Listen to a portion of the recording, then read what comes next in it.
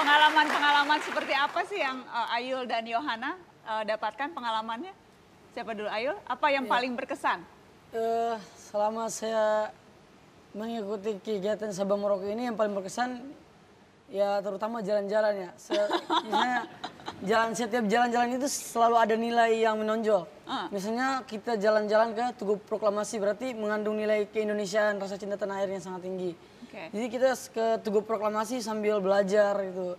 Oh dulu para pejuang kita kayak gini. Jadi belajar banyak dari Sabang Merauke itu.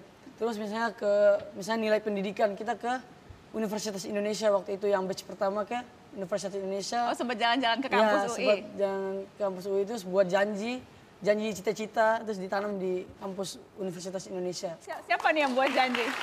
Dari kakak-kakak. Sebenarnya idenya saya belum tahu idenya dari mana, tapi dari kakak-kakak yang jelas dari kakak-kakak kita. Jadi ini semua anak-anak gerakan adik-adik Sabang Merauke masing-masing nulis janji? Iya, beserta itu saudara-saudara Sabang Merauke. Terus ditanam janjinya? Ditanam, ditaruh dalam satu botol terus ditanam. Di kampus UI? Iya di kampus UI. Ayul apa janjinya? Cita-cita saya ingin ke ITB waktu itu. Saya tulis. Kok di UI nanamnya? Iya. Tapi saya alumni UI jadi agak sensitif nih. Saya waktu itu tulis ingin bercita-cita berkuliah di ITB karena punya itu. Mau jadi apa memangnya Ayul?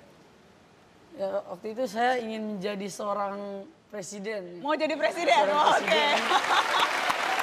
Hebat. Kalau Yohana? Kalau waktu dengan keluarga, waktu itu Yohana tinggal sama siapa? Sama Ibu Hani. Apa Ibu Hani? Mana ada Ibu Hani di situ? Ibu Hani cerita dong waktu mengasuh menjadi ibu angkat Yohana waktu itu seperti apa? Ya waktu itu bulan Ramadan, jadi kami berpuasa dan ada 2 hari Minggu waktu itu. Jadi pada bulan Ramadan kami mengantar Yohana ke gereja. Mengantar ke gereja? Iya. Jadi ada rasa cemas juga. Nanti kalau kita mengantar gereja, saya berkerudung, anak sulung saya juga berkerudung. Kira-kira bagaimana ya nanti di gereja gitu ya mengantar. Tapi saya tidak bisa menceritakan bagaimana perasaan saya. Tapi ya buat saya itu adalah suatu pembelajaran yang luar biasa. Mungkin saya belajar lebih banyak dari Yohana daripada Yohana belajar dari kami. Jadi Mbak Hani yang lebih belajar banyak. Yohana waktu itu bulan puasa, Yohana beragama Kristen, tinggal sama Mbak Hani dan keluarga yang Islam. Ikut puasa atau makan? Makan. Karena memang tidak wajib puasa. Sempat ada malu, nggak enak hati atau gimana? Iya sempat malu. Kadang-kadang tuh waktu siang, kadang-kadang nahan lapar kayak gitu. Jadi malu mau ngomong. Tapi kata Bu Ani, kalau lapar kalau itu ngomong aja kayak gitu. Pasti disediakan. Ya. Oke. Jadi sempat ada hal-hal kecil begitu yang kemudian bisa mengajarkan banyak nilai ya Mbak Hani? Jadi ya anak-anak, terutama anak-anak saya mungkin ya, karena seumuran jadi juga memahami bahwa ibadah itu kebutuhan kita masing-masing. Kebutuhan Yohana untuk pergi ke gereja, kebutuhan kami untuk berpuasa, sholat. Yohana mengingatkan anak-anak, apalagi puasa jangan panas-panasan nanti haus loh gitu ya. Anak-anak juga mengingatkan, tidur cepat besok pagi kita mesti ke gereja gitu. Itu saya nggak bisa ceritakan indahnya. Interaksi-interaksi seperti itu ya.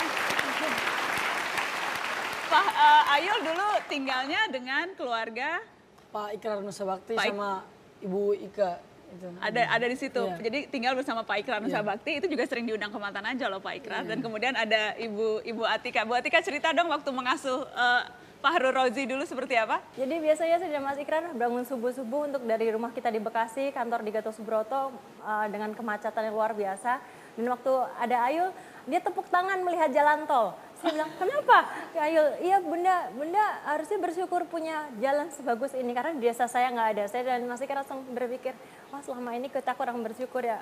Karena mungkin bagi Ayul jalan tol, lihat taksi itu sesuatu yang luar biasa. Dan buat kita sesuatu yang membetekan di tengah kemacetan gitu. Dan semangat sekolahnya Ayul sangat tinggi. Dan itu mengingatkan Mas Ikrar waktu masa-masa sekolahnya dan yang susah. Dan membuat kami sekeluarga juga untuk semakin semangat belajar. Dan sekarang Ayul bisa bersekolah di Cibubur untuk meneruskan cita-citanya, buat kita juga jadi kebanggaan tersendiri. Jadi sudah berapa angkatan Mbak Ayu? 3 angkatan. 3 angkatan. Dan memang persis tanggal 28 Oktober ya saya dengar? Persis tanggal 28 Oktober kita didirikan 3 tahun lalu. 3 tahun lalu, jadi persis hari ini 3 tahun yang lalu. Ada banyak sekali pesan-pesan negatif, pesan-pesan kebencian yang beredar, hate speech, ya hatred speech. Nah, kita harus melawan itu semua dengan pesan-pesan damai. Kita harus melawan itu semua dengan tindakan-tindakan yang positif, dan itu dimulai dari kita sendiri.